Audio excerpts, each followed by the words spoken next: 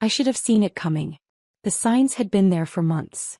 The way my husband Derek started taking every phone call from his mother in private, the way he'd grown increasingly critical of everything I did around the house, the way he'd begun treating me more like a roommate than a wife.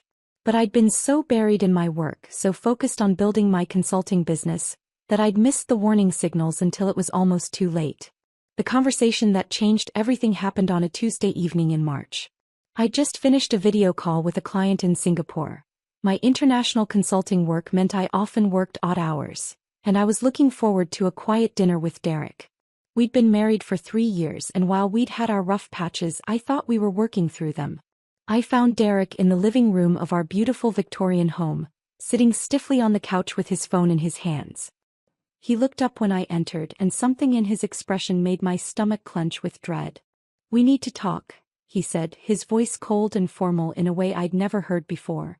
"Okay," I said slowly, settling into the armchair across from him. "What's going on?" "I've been thinking about our situation," Derek began, not quite meeting my eyes. "About our marriage, about the future, about what's best for everyone involved." A chill ran down my spine. "Derek, you're scaring me. What are you talking about?" "My mother is having some health issues," he continued as if I hadn't spoken. "She needs someone to take care of her, and she can't afford assisted living on her fixed income." I nodded, feeling a mixture of concern and confusion. "Of course we'll help her. We can look into having a caregiver come to her apartment, or maybe we can help with the cost of a nice facility." Derek shook his head. "That's not going to work. She needs family support, not strangers." "Then she can move in with us," I said immediately. "We have the guest room and I work from home most days, so I could help keep an eye on her."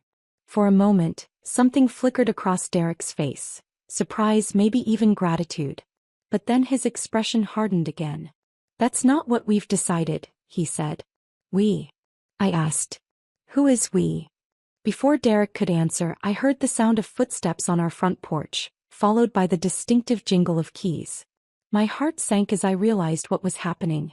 The front door opened and Margaret Wells, Derek's mother, walked into our living room like she owned the place. She was carrying 2 large suitcases and wearing the self-satisfied smile I'd learned to dread over the years. "Hello, dear," she said to Derek, completely ignoring me. "I'm so glad we can finally move forward with our plans." "What plans?" I asked, though I was beginning to have a terrible suspicion about the answer. Derek stood up, his posture stiff and defensive. "Mom is moving in. Permanently." "Okay," I said carefully. "We can make that work. The guest room will need some modifications for accessibility, but—" "You're not understanding," Derek interrupted. "Mom is moving into the master bedroom. She needs the space and the attached bathroom." I stared at him in disbelief. Where exactly am I supposed to sleep? Margaret finally acknowledged my presence, her pale blue eyes cold as winter ice. "That's what we need to discuss," she said with false sweetness. "Derek and I have been talking and we both agree that this arrangement isn't working out." "What arrangement?" I asked, though I was starting to understand with horrible clarity. Derek took a deep breath, like he was steeling himself for something unpleasant. "Our marriage. It's not working, Amanda. We want different things, we have different priorities.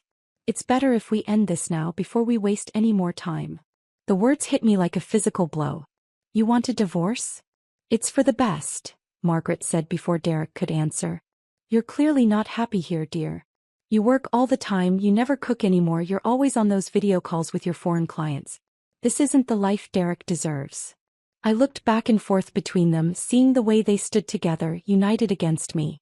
The way Margaret's hand rested possessively on Derek's arm. The way Derek avoided meeting my eyes. "When did you two plan this?"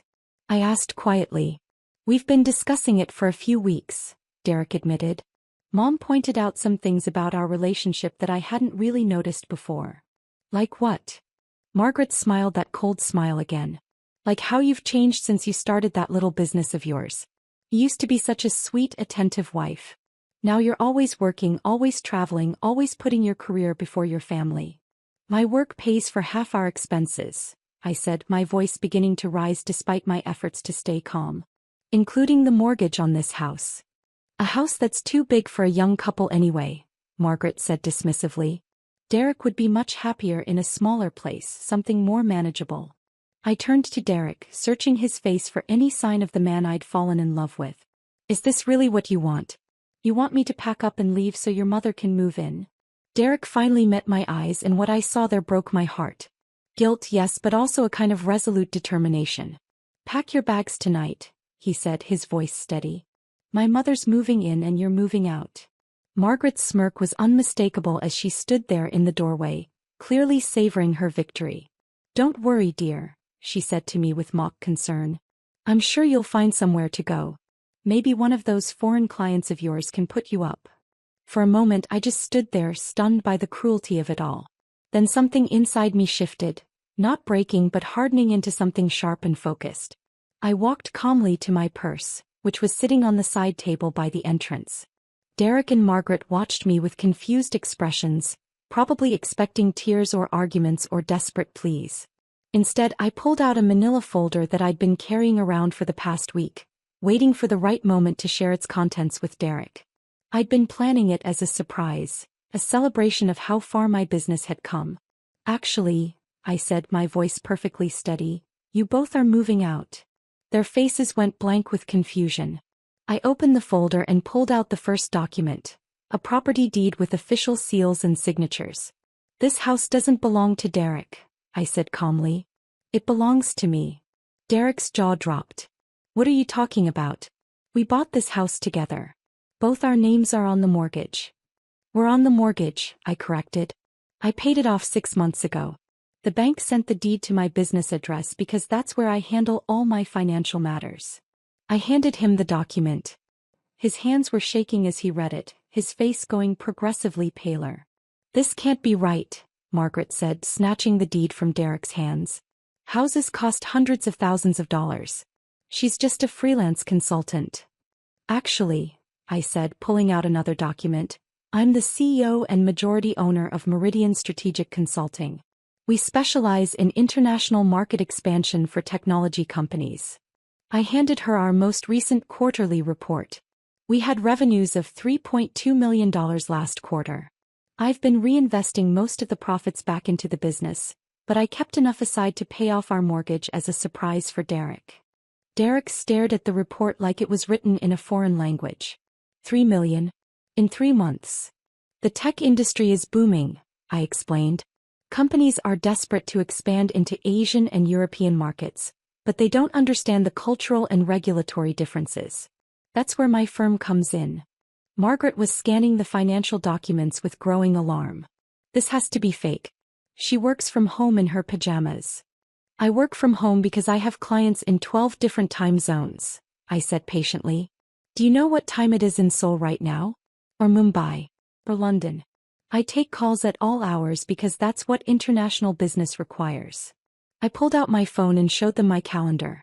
Tomorrow I have a video conference with a company in Tokyo at 6 a.m., a call with clients in Frankfurt at 2 p.m., and a strategy session with a startup in Tel Aviv at 9 p.m.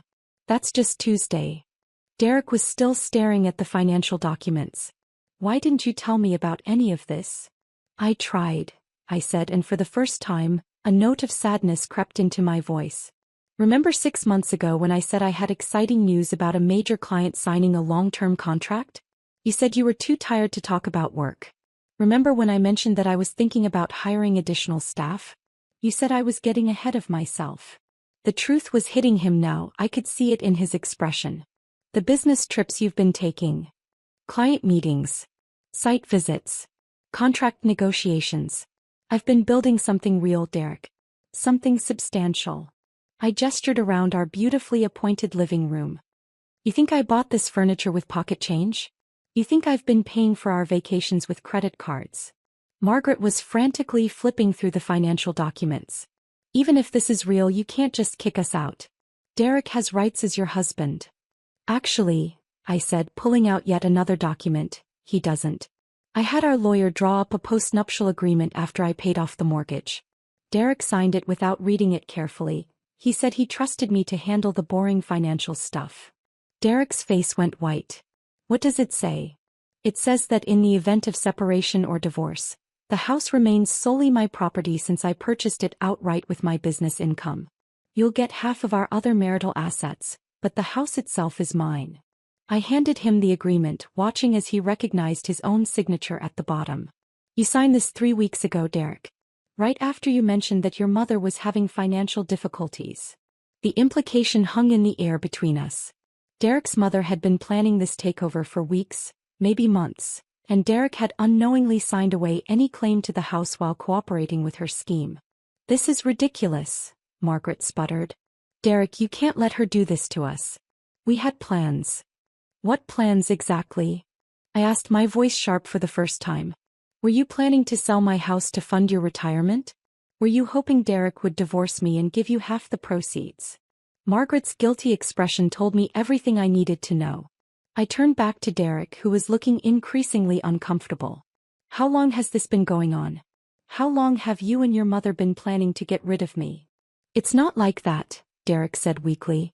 Mom was just pointing out that we might be incompatible, that maybe we rushed into marriage too quickly. We dated for 4 years before we got married, I reminded him. And we've been married for 3 more. When exactly did you decide I wasn't good enough for you? When you stopped being a wife and started being a workaholic. Margaret snapped, apparently deciding that subtlety was no longer necessary. When you stopped cooking dinner and started ordering takeout. When you stopped asking Derek about his day and started talking about your clients instead.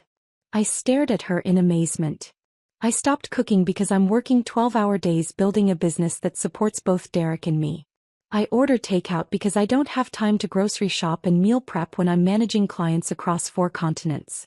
And I talk about my work because it's interesting and challenging and successful. Success, Margaret said with disdain. You think money makes you successful? You think having clients in foreign countries makes you important? I think building something from nothing makes me successful, I replied. I think creating jobs and helping companies grow makes me important. I think being able to pay off a mortgage in full makes me a good wife. Derek was looking back and forth between us like he was watching a tennis match. Amanda, I had no idea about any of this. The business, the money, the house being paid off. Why didn't you share this with me? Because every time I tried to share good news about my work, it was dismissed as unimportant, I said. Because every time I mentioned a success or an achievement, you changed the subject or made it clear you weren't interested. That's not true, Derek protested, but his voice lacked conviction. Really? When Global Tech offered me $1 million consulting contract, what did you say? Derek's face went red. I said you should be careful about taking on too much. When Innovation Weekly wanted to feature me in their Women Entrepreneurs to Watch section, what was your response? I said I hoped it wouldn't go to your head. And when I mentioned that I was thinking about expanding into South American markets, you said what? Derek couldn't meet my eyes. I said maybe you should focus on being present in your actual marriage instead of chasing imaginary opportunities. The silence that followed was deafening. Margaret looked like she was about to explode. Derek looked like he wanted to disappear, and I felt a strange sense of calm settling over me. I need both of you to leave, I said quietly. Tonight. You can't be serious, Margaret said.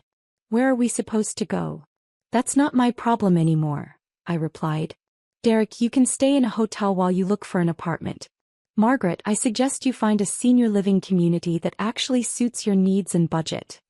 Amanda, please, Derek said, his voice taking on a pleading tone I'd never heard before. Let's talk about this. Maybe we can work something out. I looked at the man I'd thought I'd spend my life with, seeing him clearly for perhaps the first time in years. Work what out, Derek? You just told me you want a divorce. You've spent months planning to kick me out of my own house. Your mother has been systematically undermining our marriage, and you've been helping her do it. I didn't know about the house, about your business being so successful, he said desperately. If I'd known. If you'd known I was wealthy, you would have treated me differently? I asked. That's supposed to make me feel better.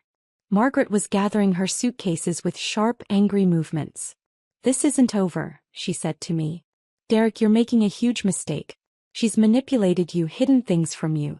What kind of wife keeps secrets like this? The kind who learns not to share good news because it's consistently dismissed and minimized, I said.